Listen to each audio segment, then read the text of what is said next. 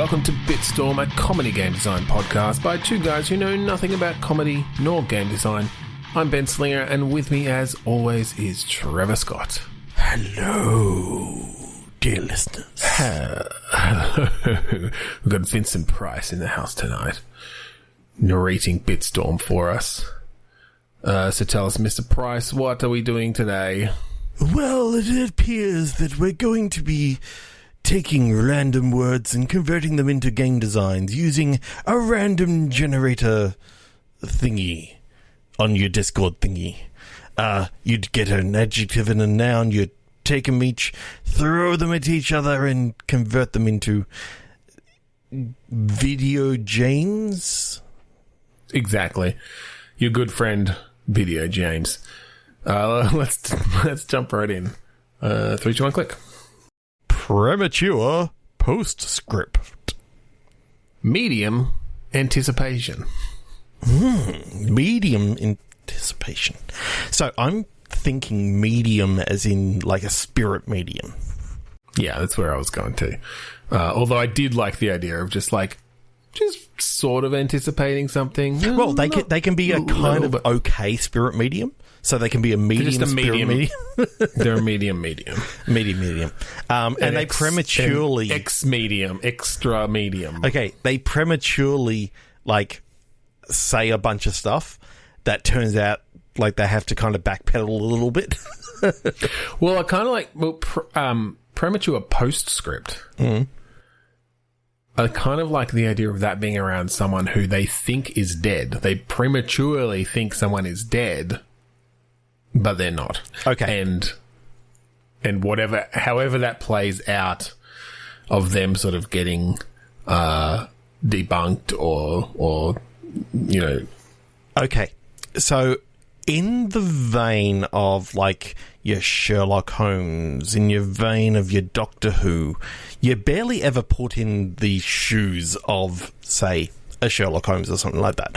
I like the idea of you're like an assistant to the medium and you've got to explain to people what or try to explain away some of the stupider things that they say. So that it becomes a little bit more that you're the layperson. You're just a regular old Joe who's now sort of interpreting. Yeah, I was going to say you're essentially having to interpret their prophecies or their their gibberish, their tongues that they speak in, making you essentially the real talent. Yes, because you can improvise. Yeah. Yes. Well, as improvisers, as much as a game engine is going to allow you to. For the character, yes, the character is able to improvise.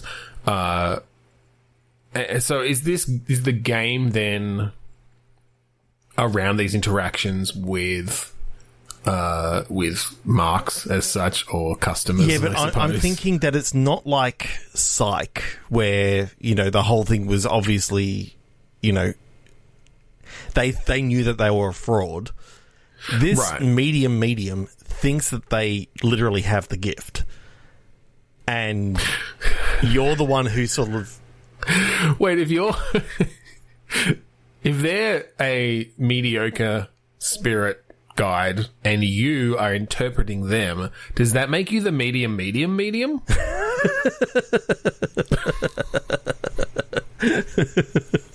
Maybe. But no, I think the reason why they sometimes get real visions, and that's why you're sort of around and because you're waiting for the next big vision, but in the meantime you kind of just use their ramblings to sort of spin it into what you've actually noticed yourself.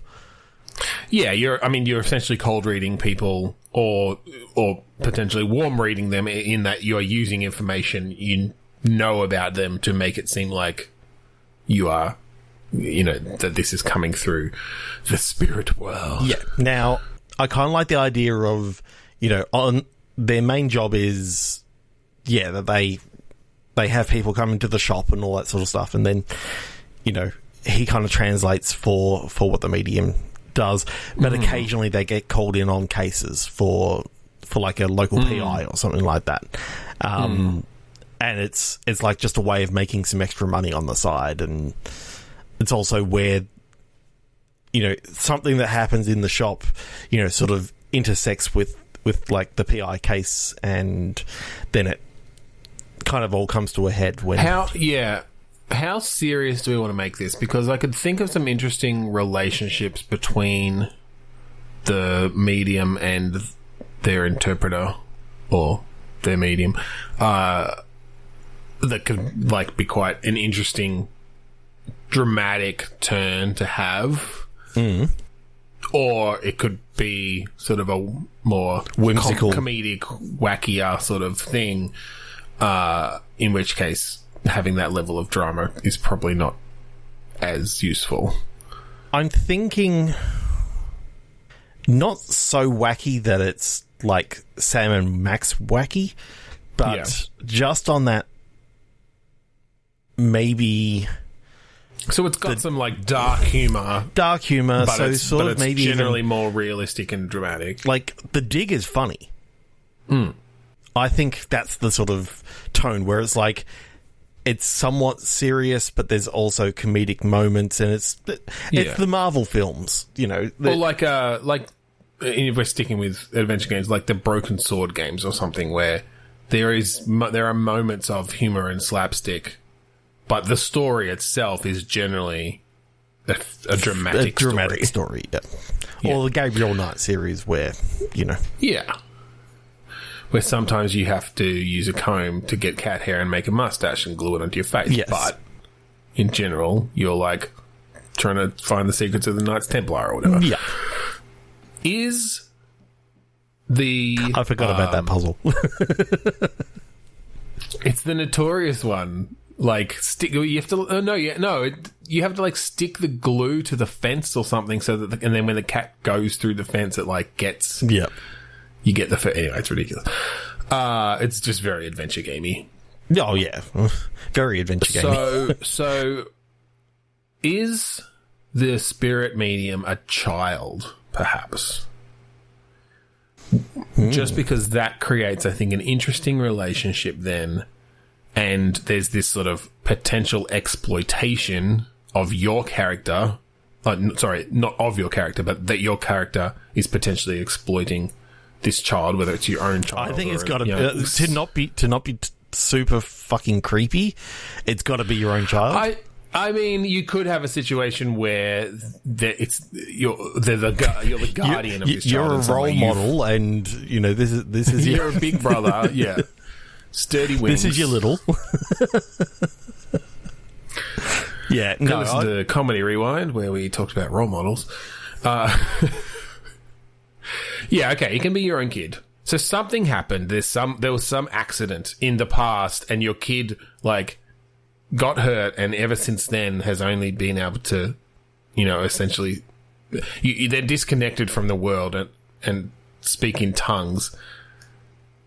I don't think in tongues. I think it's riddles a la, you know, the Nostradamus-esque, you know, crazy riddles. If you actually listen to one of the songs on the Containment Failure album by Kuradust, wrote the lyrics as those sort of Nostradamus-style prophecies, yes. Yeah, and they're somewhat memey, like early 2000s-esque. Yeah, I think one of the verses is like about the show Firefly. Yep. One's definitely about Clock Spider. Yep. But not Limecat, because we didn't know too much about Limecat at the time. Yeah, this was definitely early, like the proto memes. But yes, back when I didn't know whether it was meme or meme. Meme. I still don't know. I just say meme. You have to say it like a minion. Meme. Because it's like actually, memo. Like Borat. Meme. So is it meme? It's a meme because it's the mimetic version of a gene. It was coined by what's his name? Atheist man Richard Dawkins. Anyway, but then again, you can never trust the creator because some creators say GIF when obviously it's GIF. Yeah, this is true. Some creators are wrong. So I say whatever the fuck you want, I guess. Yeah. Uh, Sorry, I just yeah, that was a derail of epic proportions. yeah. Okay, so what I was thinking is your ex-wife. I think she's still around. Mm-hmm. Just ex-wife. You've got sole custody of the child. She Somehow, also yep. had like medium powers. So Okay. and you used to run like out of like a fair or something like that. You used to run these sort of things, and you realise that your son or daughter has got those same sort of powers, just not quite as strong. They definitely predicted the accident that made them this way too. So you've got all this guilt. Like, I feel like you were mostly charlatans. Like, or maybe your wife is entirely a charlatan. Or maybe, or just that she had one or two true visions once and like went from there. But for the most part you were just completely faking it, just like, you know, Faking in between the off. true prophecies, yep. And so then when your son, I think let's go with son. Yeah. When your son, like started essentially giving these prophecies that seemed strangely, I don't know, specific. You thought that he was just mimicking, like he was just sort of wanted to be part of your, you know, what you were doing and had picked up a few things. Yeah. And you could show like little scenes from around the house of when, you know, he was 3 and, you know, you and your wife were practicing in the lounge room and, you know, he started getting in on the action, and I could imagine him saying something there that is actually coming true now or something like that. Like, yeah, I definitely like the idea of going back and thinking that it was actually realizing the accident that you like that happened. Yeah, I think there was a car accident, but it was like there was just a little bit of you know, what they thought was he could have brain damage or something like that. But it turns out that it's actually no. This is. He's always had these powers, and whether he's... It's essentially kicked his consciousness into the point where the only thing he has a connection with is these powers now. I do like that idea of a dual prophecy in a way where it's like, you know, you're going through the backstory. The reason that you do this now is because, there was this accident and you realized that your son predicted it. With, you know, and then we come up with a very specific, you know, little prophecy that he did. That you thought meant that one thing. Yeah, but it was actually predicting something worse. Like, as the game plays out, you know, there are little aspects of it that maybe didn't quite fit the car accident, or you just sort of... you improvised to make it fit. Like... Yeah, well, that's your skill, right? That's what you're good at. Yeah. But yes, it's now becoming clear. Oh, wait, no, whatever's happening here, we haven't come up with what that is. I kind of like the idea that all the prophecies that he says throughout the game do actually come true. They're just not for what they're talking about right now. They're talking about for future events, and it's always like a future event. Yeah. So So it's you essentially have these scenes where you bring people in, and they want to know about their future. And your son says some stuff, and you go, oh, well, that means that you're going to come into some money and meet the man of your dreams because, you know, when he says the words, you know, dark forest, that is actually the dark forest of your life. And then he mentioned the flame, well, that's the light through the forest, and that means you're going to, you know... Whereas what he was much more literal than that, and it's predicting a moment later on when you're literally in a burning forest. I do like that idea of somehow weaving that all together. Yeah, and I like the idea that it comes back to the reason why the father actually is doing this is for a good reason, in the fact that they literally couldn't afford to pay the medical bills, and they're doing this so that they're they definitely can, in America. Yeah, so that they can afford to pay for the medical bills and the ongoing treatment and all this sort of stuff. So they're trying to make ends meet the best way they can, and they're making money. And maybe in the past you could show that he was maybe a lawyer or something like that, and probably could have made a lot of money. Yeah. But it's the good old Breaking Bad paradox, where this story could only exist in a world full of medical debt. Or a country full of medical debt like America. Yeah. I know. I sort of see that as working quite nicely, and you know, I think it's one of those ideas where we can see the skeleton of it, the structure of it, and how it could fit together really well, and we are nowhere near skilled enough to write it and actually come up with the specifics. So yeah, we'll leave it there. Which really sucks, because I keep on coming up with all these ideas, and I'm like, I'm not an artist. I can't draw any of this stuff. We know an artist. We know, we know many artists, and even writers and such, or have had contact with them, but they're all busy working on their own things. We should have on, in the next couple of weeks, we should have on a very talented writer who has been on the pod before, and a member of the team that he recently worked with and released a game with. So yeah, we will get back into having guests on at various points, and that one will be coming soon. But in the meantime, you're stuck with us, just vaguely coming up with ideas we think are cool, but that we could never pull off. So 3, 2, 1, click. Imaginative fluctuation. Ooh. Favourable penalty. So, whenever I think of fluctuation, I think of fluctuations in time. Okay, interesting. I went with fluctuations for some reason. I went towards kind of like the Matrix, in that there are fluctuations in reality that you can kind of take advantage of in some way. That doesn't preclude time, though. No. If we were to do something along those lines. I kind of like the idea of like a puzzle side-scrolling fighter, like brawler, where you've got like lots of chrono energy or something like that, and you can literally flip between two different periods of time to like get through a level, sort of beating up people and all this. Okay, I like this idea of a side scroller, because you've already got the sort of you've got one dimension in a way that you're heading in, from left to right.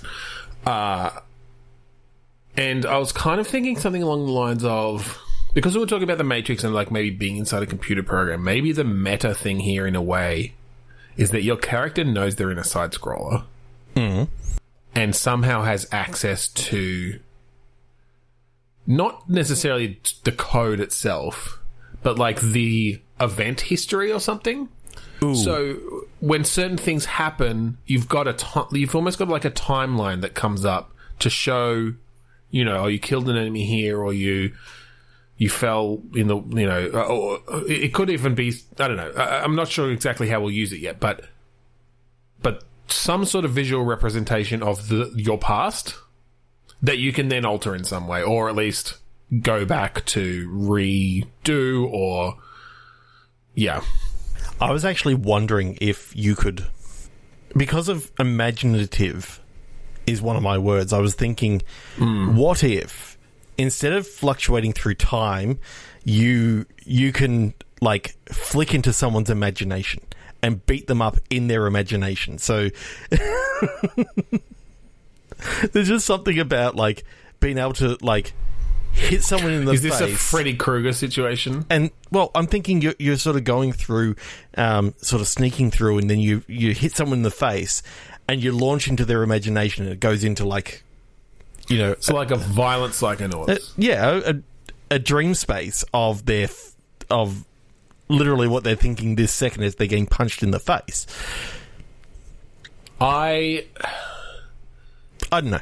I'm just like, I'm trying to bring imagination into it, but I'm like, you could also do it as I mean, this could literally be a side-scrolling Green Lantern game with time fluctuation because he uses imagination. Hang on. Instead of you going into somebody's imagination, can you punch parts of their imagination out of them?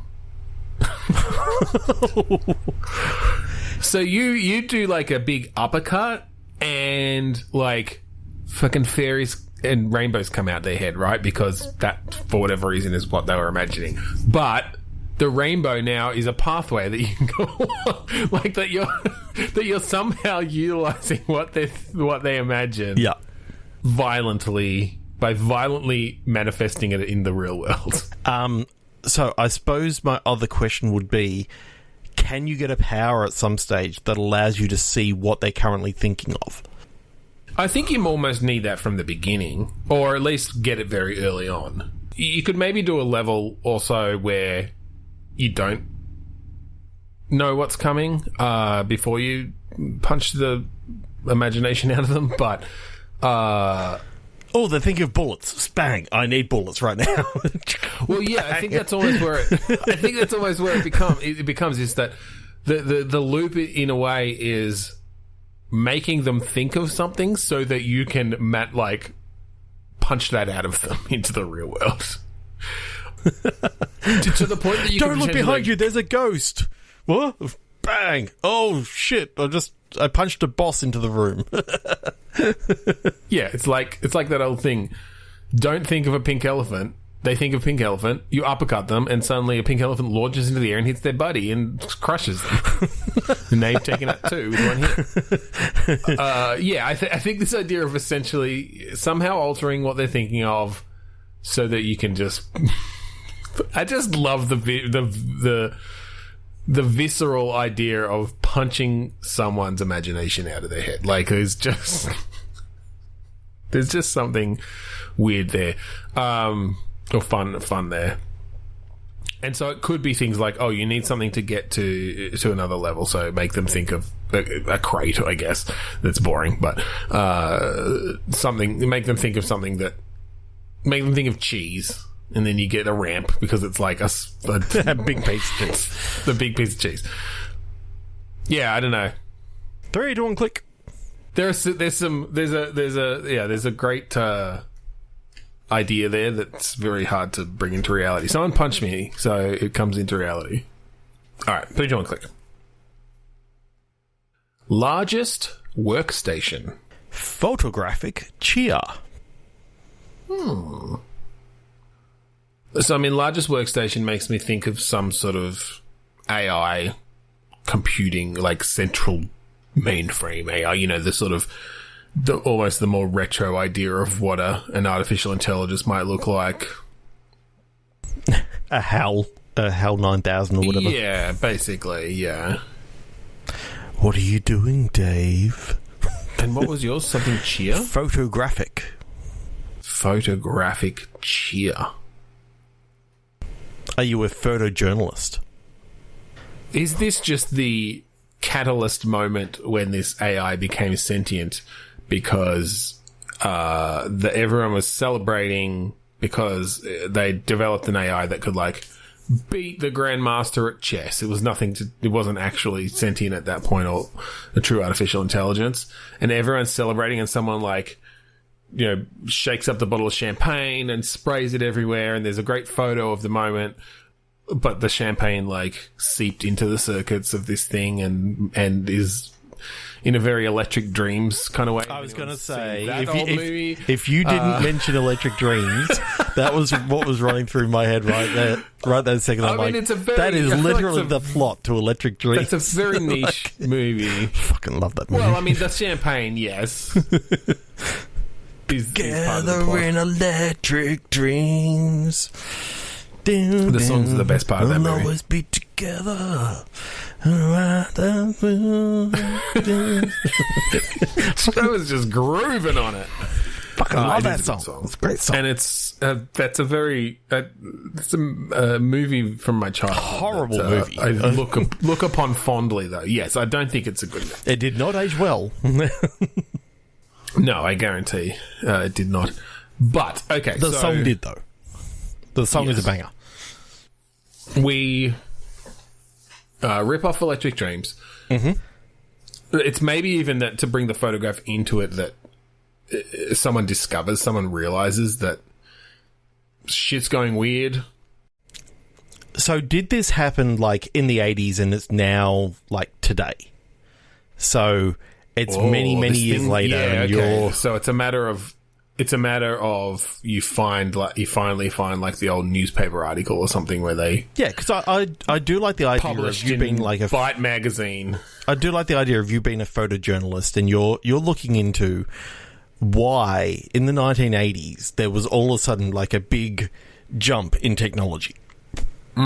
Like things were going along quite slow, and then all of a sudden it kicked up into gear, and it happened all around this time, and it keeps on coming back to this photo that your dad took. Or I think you maybe want to discover the photo, you know, part of the way through the story, because yes, I think you're studying this thing, you're connecting things up, everything's coming down to this very short period of time, and essentially this day. Somehow, you know, you've managed to track the graphs, you know, of computing power and of the internet, you know, and of different things, and they very unnaturally coincide on this one particular day, and then that leads you to doing some research on that and finding this magazine, this tech magazine that has this photo in it where it says like on this day they had this big party because they'd solved some AI problem. And you can see in the photo, you see the champagne spraying and you see little sparks even or something. I don't know. Like, it's these very suspicious lights that are coming, that are on this thing, that no one had ever noticed before. Okay. So I'm seeing this gameplay a little bit different to how I'd normally see these sort of games. I'd normally see this sort of game that, you know, it's a point-and-click adventure game sort of thing. But no, I think this is actually like a somewhat side-scrolly thing, but a side-scrolling adventure game sort of thing. Yeah. Now, one of them, it's not a platformer. Just you're able to walk through the city and, you know, go through doors and all this sort of stuff. Anytime that you want, you can pull up your camera, and that's when it goes into 3D, and you can sort of take a photo of something that you want to. Interesting. A la your, you know, Super Paper Mario on the Wii, where you could hit a button, you go into like that 3D version of like a 2D world. Right. Anytime you can sort of, you know, that you want to take a photo and that sort of stuff, or you can sort of go into that mode. But then when you come out of that, you're back into the 2D side scrolling. Yeah. So it's essentially, in that case, you need to, like, obviously the world it's built in 3D. It's a 2D camera, fixed camera as you're walking around with no depth plane, like essentially one plane of movement. But at any time you can, like, if you come across an alleyway, you can go down the alleyway and it just becomes... You know, it takes you to essentially a different level or a different section that's then still side on that area. Or it'd be really cool to actually, you see them go down and it literally rotates into the building, and, you know, it's now you can... Yeah. Yeah, that's cool. Now, one of the things that I want you to be able to see as part of this thing, you know, maybe your early job is literally you're there to take photos and sort of take photos of, like, I don't know, the like the puppy that just won, you know, world's best puppy at the dog show and that sort of stuff. You know, you're doing just fluff pieces and that sort of stuff.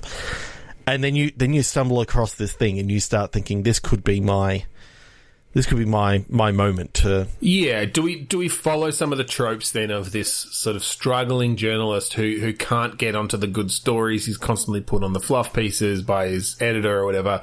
And he's just a photographer. He doesn't do any of the writing sort of stuff. It's just he goes where they tell him to go until he decides to investigate this thing on his own.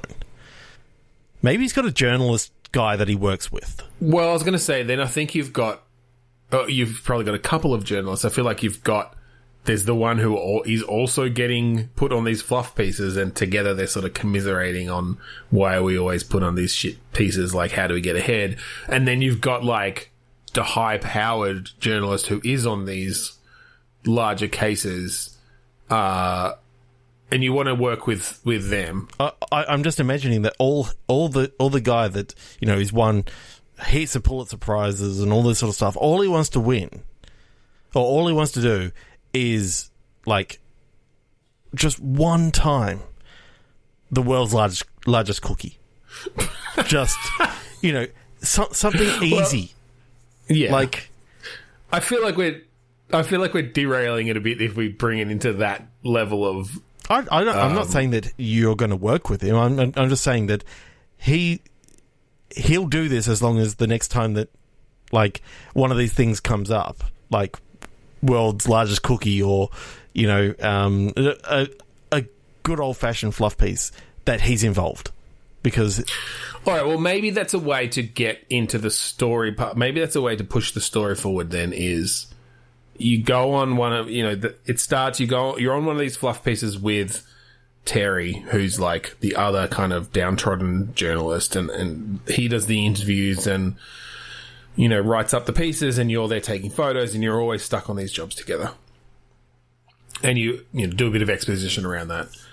And then your editor puts you on another one of these, and it's like, little girl in a wheelchair, caught a puppy that was in the tree.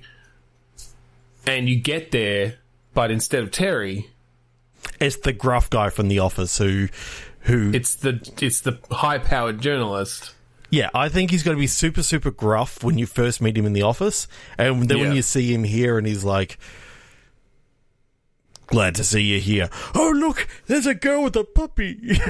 He just... Can we make... Have you watched Ted Lasso? Yes. Well, the first season.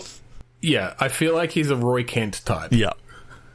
Where he's just like completely stoic, gruff, swearing all the time, but is completely soft-hearted, and and it almost never. And even when he's showing it, he's still completely gruff about it, and just wants you to shut up and not talk about it once he's, you know, told you something from the heart. Yeah, I like that. Okay, so you're going down this rabbit hole of you're going through some of your dad's old stuff. I think he's still alive and all this sort of stuff. You visit your mum and dad's apartment in the city or whatever, like, and your mum goes, "Oh, go have a look at these old photos. Just see what you want." Let's make it your mum who was the photojournalist. Okay. Yep. Just because we're very male heavy with our characters so far. Oh, sorry, I haven't mentioned this yet, but I think our main character is a female as well. Okay, that could be the case. Yeah. That's all. Either way, I was going to potentially bring in a romance between your character and the gruff journalist as well, because I feel like that could play well. Yeah, so I like the idea of, you know, you sort of come in and say, I've been having trouble with like getting some good ideas for some new photos. I just wanted to see some of your old photos and just like look through them, see if I could get a bit of inspiration. And your mum goes, "Yeah, sure, that's fine. They're just in the cupboard." And, you know, you sort of go down there, and then you can sort of go into that 3D mode of, you know, moving a couple of things around and opening a shoebox and going through the photos. Flicking through. Well, then I like the idea of... Because I'm trying to figure out if the sort of main story is kicked off at this point or not, or if this is sort of a preamble to that, so you sort of get a glimpse of some of this stuff beforehand. Because one of the things that could work really well, if this photo that was in the magazine... If you're already on the path of that some way, and you realise, you see the byline on the photo and you're like, my mum took this photo. then going back to look through her old photos could mean, you're finding the other ones that she took at that same time, and you're getting more insight into this event. And maybe it's in those photos where she's like, oh yeah, I couldn't use those ones because there were like these weird sparks, and some strange stuff started happening after the champagne went everywhere. It was this weird situation, and you're like, oh fuck, like something happened here. Yeah, okay, that's really cool. That is, it's sort of like, maybe it's like the big tech giant now.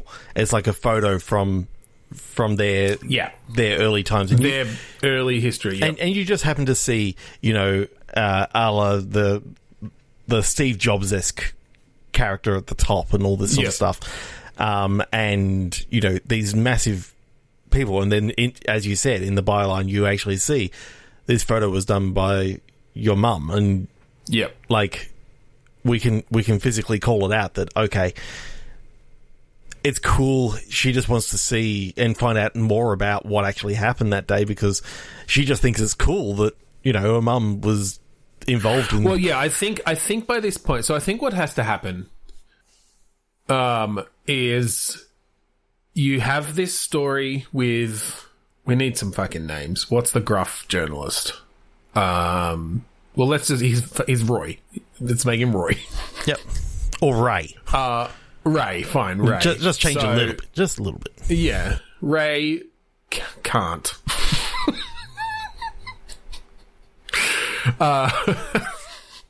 Whatever, it's just Ray. So you have the story with them, the fluff piece. Get to know them a little bit.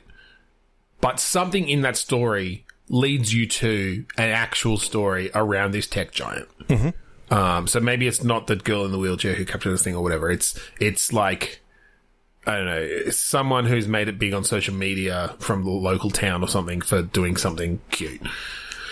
Whatever it is. Yep. But you or Ray or someone notices some weird discrepancies or notices something that says, oh, we should talk to... I'm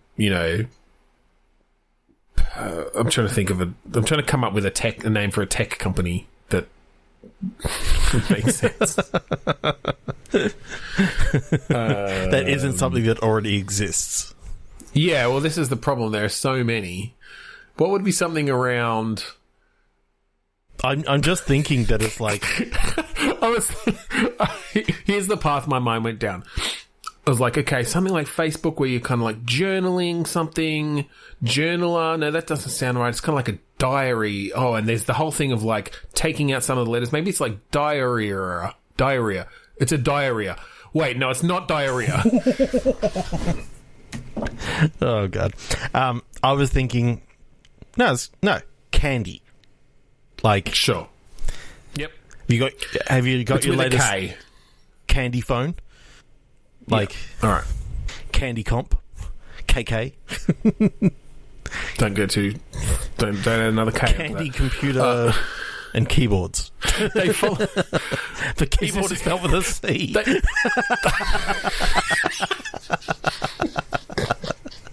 They're just really fucking up the English language with their cutesy little things. Well, it's candy with a Q. That's even better, actually. It's candy with a Q. QANDY. Candy, yep. Or DI. I think DI works even better. Candy with a Q and an I. Yeah. All right. Yeah. And so you can buy a Qandi Qomputer. QOMPUTER. But it's actually... The reason why they changed their name after this photo was taken. Because it's actually... Q and I, like questions and intelligence, or something like that. Like, okay.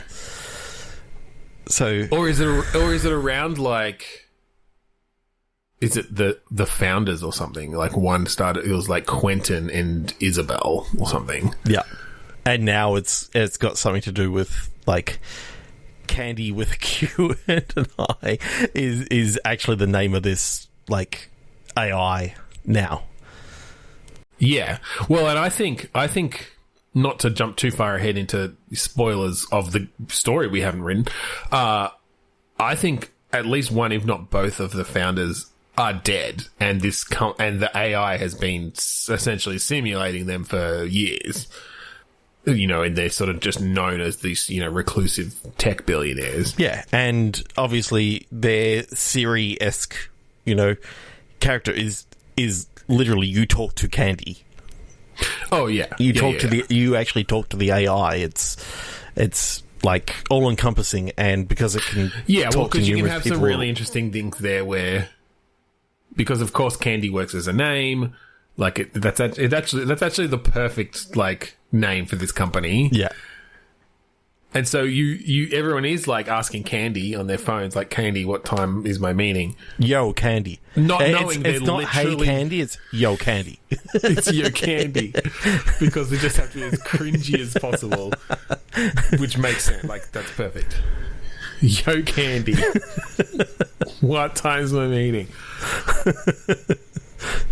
You don't have one, Dave. I think maybe it talks in the owl voice. It's not even like cutesy like you'd expect. It's full on emotionless thing. I think Quentin, maybe to do with when the AI was taking over, and in a very Jobs and Wozniak kind of way, fucked over Isabel. Yep. So she actually has not been running the company for a long time. Mm-hmm. Nobody knows where she is. But it's her voice that is the voice of Candy. Oh, it's her voice that's the voice of Candy. Just to really rub it in. Yes, the last thing she did was like 20 years ago. She just recorded the phonemes. Yeah. That's good. But part of the game is like hunting down hunting down Isabel, who's been off the grid. All the clues in the game, you have to photograph them to actually. Yeah, I think there's all this photographic stuff. You've got Candy popping up on like smart TVs and different things at different places, like sort of giving you clues to different stuff. As in, like in-game, like I'm not saying like fucking Clippy coming up as a hey, I see that you're trying to take a photo.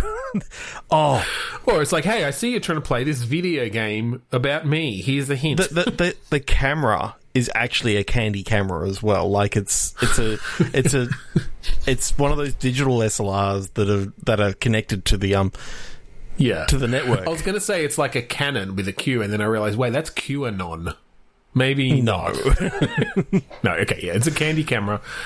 Because I like the fact that the serious professionals hate it because it sounds like a kid's toy that they have a Candy camera, but they also make the best cameras. So, like, because they bought out all the companies, so you don't have much choice.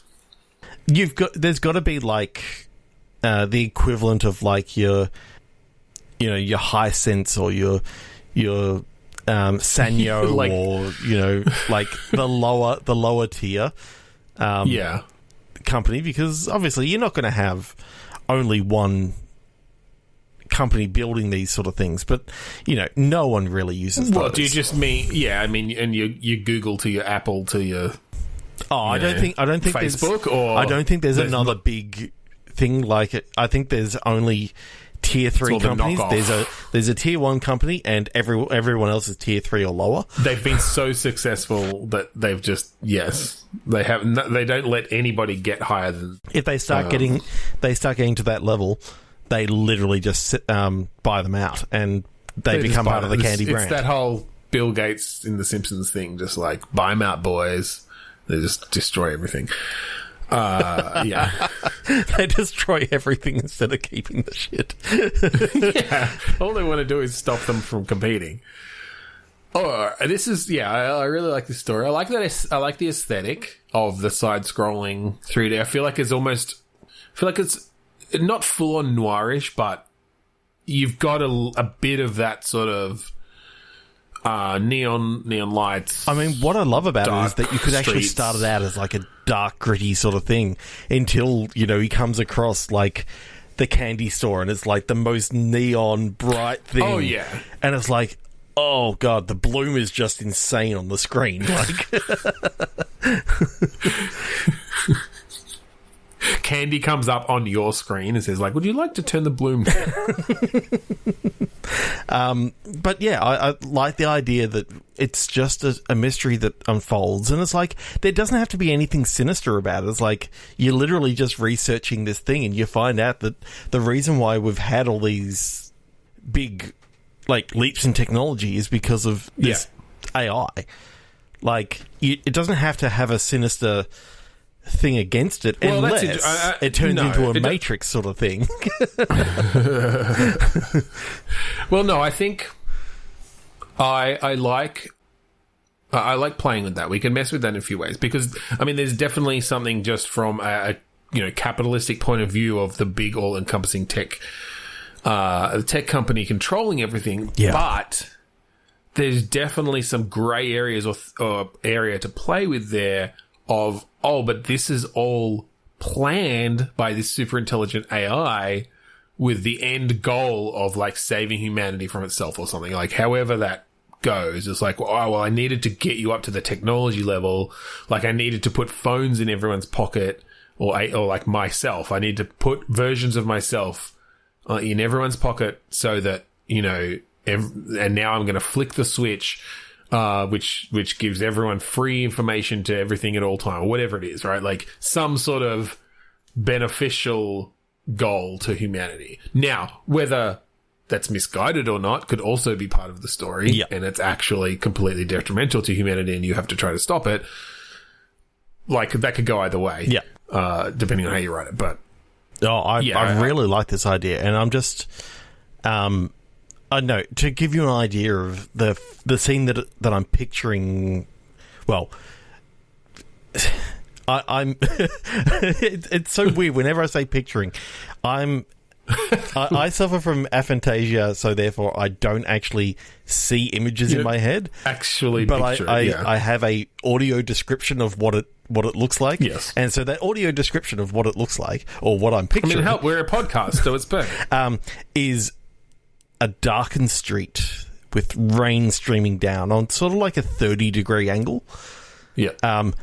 Your character's wearing a trench coat and like one of those typical sort of hats, so you can't quite tell what your character, who your character is. And I'm just hearing that the character's, walking down the street and comes down, and you can duck into an alley and take a photo of like you heard a noise in the alley, and you can go into 3D and take that photo, or you happen to see like the moon peeking through when you get to the alleyway, so you actually take a photo of that, and it's like this beautiful full moon and all this sort of stuff.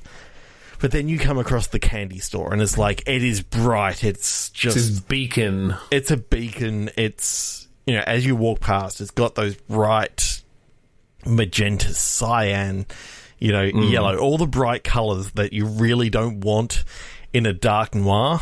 But it's like, it has that juxtaposition enough to sort of take away from the grime that you had before. I'm thinking lots of lens flares, lots of all these sort of things. So yes, I think that comparison between the ultra clean, ultra shiny, ultra bright candy store. Oh God, all the employees there are like, I'm a candy man. They're all wearing stripes. Stripes, yeah, they've got like the pinstripes, the pink and white stripes. So you got Candymans and Candymams in a callback to last week's episode. Yeah, exactly. Definitely. See, I changed it again. I see what you did. I like playing with that the difference there between that ultra clean world and the sort of the gritty noir of essentially becoming a private, or like an investigative journalist out on the streets. Yeah. Yeah. I don't know if it's sort of a big final. I think you're suspecting the whole way, as you find the photos and different things, it's like, there's something that they're using AI that can, like, that Quentin is like running.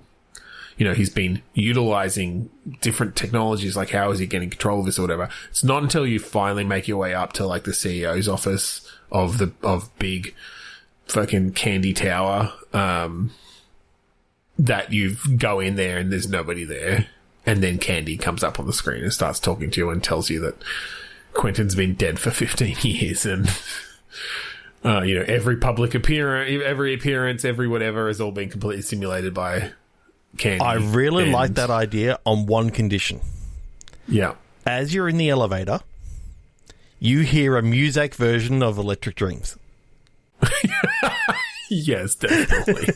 It's almost a Muzak version already, in a way. Yes, but it's just perfect. Like... Dun, dun, dun, dun, dun, dun, dun, dun, dun. Dun, dun, dun, dun, dun, dun, dun, dun. I love the idea of that's the music that's going in the elevator. You don't even have to like focus on it for too long. No, you don't. You can have them having a conversation in the elevator as she's talking to like the receptionist, and the receptionist says, "Yes, Quentin's up there waiting for you right now." Oh, that'd just be kind of creepy if it's like they knew that you're on the way to see them and all this sort of stuff. But when you get up there, it's just Quentin's on the screen. Quentin's on the screen, and you're like, "Oh, I thought you were going to be here in person." It's like, I am. This is me. Look, I'm over there. And it's like the old mainframe box from the photo. Yeah, Candy. I like that. That's really cool. All right. Let's go for one more. We've got time for one more. As long as it's this week. Good one. If not, we'll go a little bit longer. Unauthorized viewing. After casual. So, I mean, those are very broad words. Yes. On my part. But we can take them however we like. So, unauthorized viewing? Yes. Are you a casual worker who stumbled into a... Fucking hell, Trevor. Yes, I was going to say casual worker of some kind. Yes, who stumbled into, an area of the building that they're unauthorized to be in. Yes. And they've viewed something that is... Yes. They've seen something that they really shouldn't have. And they think that they may have got caught. For some reason, I'm picturing, or audio. Yes, picturing. I don't have aphantasia, so I'm actually picturing. Just like the rough. I've got to say, it's actually kind of interesting that two people in our friends group that I know of have aphantasia. I think it's surprisingly common. Yeah. Yeah. I am picturing essentially a 2D escape, sort of a stealth game, except it's all about escaping. Okay.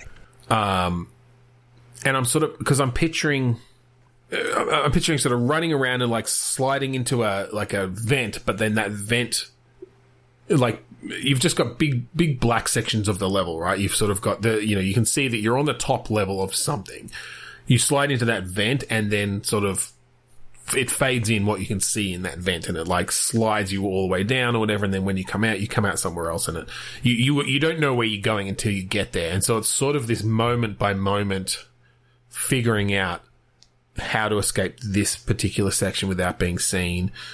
So my question is this a endless runner?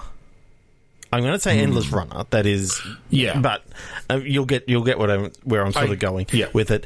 In that you've got like randomized elements that are going to happen as you run through this thing. Like you see at the edge of the screen that there's a vent coming up that you have to duck down, and you duck down, and you sort of go into, and then you see, okay, it's going down. It goes into the next level. Okay, so. Now I'm on the next level. Level. Yes and no. I like the idea of it essentially being endless, like a procedurally generated thing where as you keep going, it'll obviously, after you do like 10 sections or whatever, it'll change up the themes or change up some of the things that you might run into. But I think it is though about that moment to moment. It's basically an endless stealther, where you are trying to go fast. Oh, if you open up on the office level, and you're like sneaking between cubicles, you're there and you see, like... There's sort of a hiding behind things or a hiding in shadows, avoiding security cameras, avoiding security guards, but interspersed with moments of, well, for one, if you're seen, you have to book it, and then you've got some tools for, like, slide under their legs, and as long as you get away quickly enough, or throw a table up to slow them down or whatever, like, you've got various moves, and then, yes, find your way through a door that you can slam behind you, or through a vent, or whatever. And what's stopping you from running the entire time? I think that if they've seen you, like, you've essentially got alarm levels, and if you go into, like, the next section and there's an alarm level, like, there's going to be more security guards.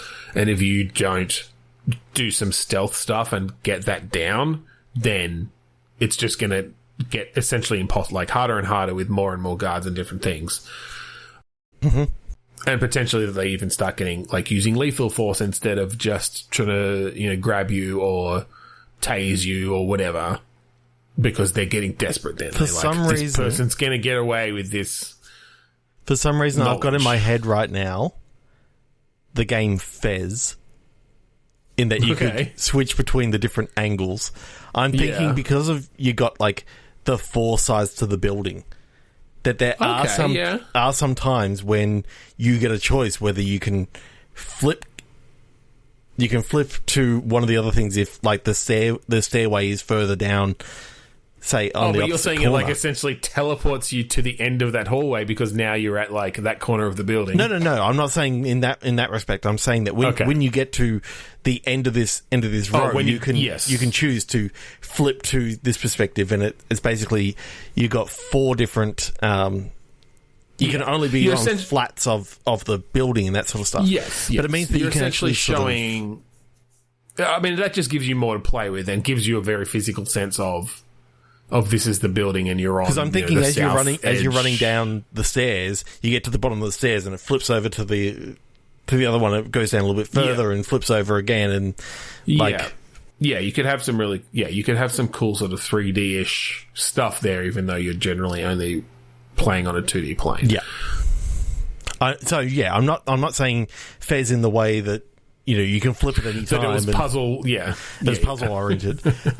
But I think you're right that it definitely needs to be an endless stealth. Well, I say endless, but it's like your run is literally you're trying to get out, and your easy run is like you're on a 30-floor building. Your medium run is like you're on a 50-floor building, and your hard run is like you're on a 133-floor building and you're running down and going through every single floor, and there's more guards and more chances. I mean, it could be endless. Like, there doesn't have to be. It depends on how you want to design a game like this. I guess if you have an end to it, then it becomes about how fast you can do it or how many times you were seen or different things to actually get to the end. Then one of the things is you can actually complete it if you continually run. But here's the thing: things are gonna get, like, twitchy and, like, bullet hell towards the end. Like, but speedrunners can do it. It's almost giving the player control over that continuum between more Twitch-based avoidance, more Twitch-based gameplay of, like, jumping and sliding and dodging things. Mm-hmm. But given the choice between that and the more stealth-based gameplay of, like, taking it a bit slower, and you might need to give them shortcuts and different things so that it doesn't just take forever to get through a level because you're having to, like, crawl through the dark everywhere. Yeah. But yes, using that sort of the differences between those sorts of gameplay. And then obviously anywhere in between, it's like, I'm getting bored, screw this, I'm getting bored of stealthing or whatever, or I don't see a good way past this, I'm just going to run for it. And you get a few minutes of Twitch gameplay until you manage to, find the right sort of hiding spot or whatever. I like the idea that in every now and again you have, like, a branching path in which you can very quickly switch to a different view, like, and go down a hallway that like, say it was in cubicles and you've actually got, you can run between the cubicles and that sort of stuff because Yeah, I don't think it's endless runner in the sense of you're always basically heading in one direction, except that it's just down. Yes. But I mean, you could go down. You could go down. You're in, say, if you're looking from the top down, you're in like the bottom left-hand corner. If you flip it so that you're running along to the left instead of to the right, because normally you'd be running to the right, you can run along the left, which is running along the left-hand side of the building, and then flip it again. You're running left again into that top right corner. Yeah, I think you've essentially got free movement on the level, whichever direction you want to go. You're not pushed in a particular direction. Bumpers and then within a level, sort of flip the level whenever they can actually flip. Yeah, I think you need to give them a good visual indication of, you're at the edge of the building, so if you want to keep going in this direction, you need to essentially flip onto the other side. Need to flip onto the plane. Yeah. But, I think essentially every level will have a few exit points, whether it's finding the stairwell that's unlocked, finding a vent that lets you go down through the air conditioning, to the next level, finding an elevator perhaps, or, well, I guess maybe not an elevator, but... No, why not? Like, you happen to find... Because then what's stopping you going all the way to the bottom floor? Because there are some elevators that you get into and there's like... I don't know, maybe as you're going down, you've hit the bottom floor, and then you've noticed that, that all the other floors are... Well, the 9th floor has been lit up, so you hit the 10th floor so you can get out before the 9th. So that you're not caught in the elevator. I guess it'd just be about whether we literally want to give them the ability to skip multiple floors at all. But anyway, we'd figure that out. I've just realized essentially this is like a modernized version of elevator action, which I always wanted to make a new version of actually. But I always wanted to make a new version of Mission Impossible, which also had elevators. Which what was that on? I played Mission Impossible 2. Or Impossible Mission, sorry. Impossible Mission. Oh, okay. Not Mission Impossible. Impossible Mission. No. We had elevators and like robots and you were searching rooms and shit. I always wanted to make a new version of that until I found out that there was a new version of that and it really wasn't that good. I'm like, oh. But I enjoyed that game when I was young. I was like, no, it's just not good. But anyway, so yes, I think... free movement across the floor, finding one of the exits in certain ways, and making your way down, and that's good. Yeah, I like it. I don't think there's anything more to be said on that. I was trying to find a button for the episode, but we kind of trailed off into just sometimes you have to sneak into the boss's office to hit the button to unlock the fire doors, or to turn off the security alarms on the fire doors. There you go. We found a literal button to the episode. If you want to find us online, go to podchaser.com/bitstorm. All of our previous episodes are up there. Leave us a review. Tell us what you thought. We'd love that. Engage with us. As I mentioned before, the wonderful album Containment Failure by the band Kuradust is available on Bandcamp. You can check out the predictive text song that we were talking about before that used to actually feature on one of our podcasts. I think it was actually this one here. It used to be the final song for this one. Or it was the final song. It was either this one or it was actually Two Sweary Days. Either way, the one that we currently use is... it's not containment. Mount Defiance. The one that we currently use is not Containment Failure. It is Mount Defiance, and it has a And just in a weird random plug, check out Miles Johnston on Twitter, who is still doing. He did the artwork for our album Containment Failure when he was like 15 years old. He's an incredible artist. He's just done album artwork for some huge artist that's available now as well. That's much awesome. Better, of course. He's much improved from the days that he did our artwork, but that's saying a lot because the artwork on Containment Failure is freaking amazing. So, yeah, go check them out. I can't remember his exact handles, but anyway. So, yeah, thank you for joining us this week on Bitstorm. I'm Ben Slinger. I'm Trevor Scott. Candy, please end the podcast. I'm afraid I can't do that, Trevor. Candy, stop being clippy. It looks like you're trying to end a podcast. Would you like to play the outro music? Yes.